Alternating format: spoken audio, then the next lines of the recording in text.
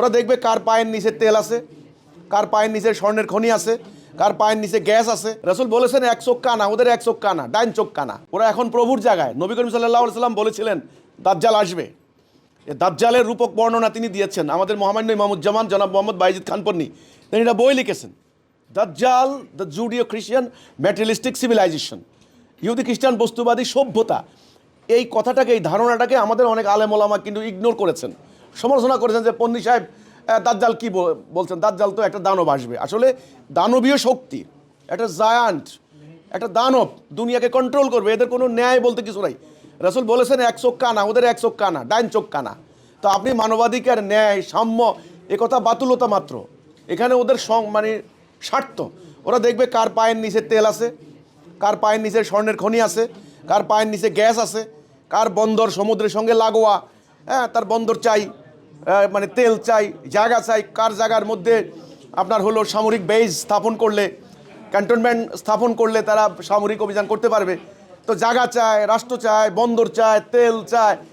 তো এটা দানবীয় শক্তি। এখানে মানবতা, মানবাধিকার, এখানে আন্তর্জাতিক আইন, এগুলি বলা ভুল। একটাই সমাধান, যদি পারেন মুসলমানরা সঠিক আদর্শের উপরে ঐক্যবদ্ধ হতে যদি পারেন, ঐক্যবদ্ধ হতে পারেন, না পারলে শেষ, এভাবে ধ্বংস হবেন। আমরা দুর্ভাগ্যজনকভাবে আমরা কিন্তু মুসলমানরা আগে থেকেই প্রায় 1300 বছর থেকে শিয়া সুন্নি, শিয়া সুন্নি, শিয়া সুন্নি, এই যে বিভক্তি, একটা মানুষকে দুই টুকরা করে দিলে মানুষটা আর বাঁচে না। হ্যাঁ, আপনি অবশ্যই দুই টুকরা করা কোনো মানুষকে জীবন্ত পাবেন না, ঠিক আছে?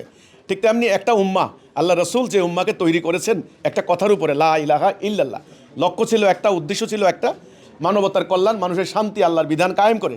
সেই উম্মাহ পরবর্তীতে শিয়া সুন্নি, শাফি, হাম্বলি, হানাফি, এই তরিকা ওই তরিকা, এই ভাগ ওই ভাগ হয়ে নিজেরা দুর্বল হয়েছি। গত কয়েকশো বছর যে মধ্যপ্রাচ্যে অশান্তি চলছে, এর মূল কারণ এই শিয়া সুন্নি দ্বন্দ্ব। এই শিয়া সুন্নি দ্বন্দ্ব, আপনি ইতিহাসের দিকে যান, যখন তুর্কি সালতানাতের বিরুদ্ধে কিন্তু যুদ্ধ করেছে এই যে ওয়াহাবি আন্দোলন, এখন যে সৌদ ইবনে সৌদ ওদের বংশ, তো কাজেই সৌদিরা তুর্কিদের বিরুদ্ধে যুদ্ধ করেছে, হাজার হাজার মুসলমান মারা গিয়েছে দুই পক্ষের। তুর্কিরা যুদ্ধ করেছে সৌদিদের, সৌদি যুদ্ধ করেছে তুর্কির বিরুদ্ধে।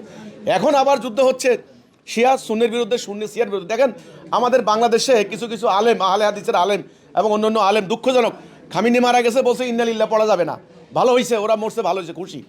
তাহলে কতখানি দুর্ভাগ্য আমাদের। আপনি বলেছেন এটা কি ইরানের ব্যর্থতা নাকি মুসলমানদের ব্যর্থতা? আমি বলি এই ব্যর্থতা আমাদের সবার।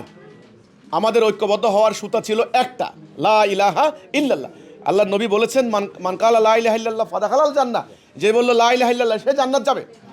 এখানে শুধু এই মানদণ্ড বাদ দিয়ে আমরা যখন এই ছোটোখাটো মাসলা মাসাইল, আমরা আকিদাগত, ফেরকাগত ইত্যাদিতে নিয়ে যখন বিভক্ত হয়ে গিয়েছি, এবার ওরা আমাদেরকে হত্যা করছে। ওরা যখন বোম মারছে, আমি আপনাকে বলি সাদ্দাম হোসেন কী ছিল? সাদ্দাম কি শিয়া না সুন্নি? সাদ্দাম হোসেন সুন্নি ছিল। সাদ্দামকে কেন এই হত্যা করলো?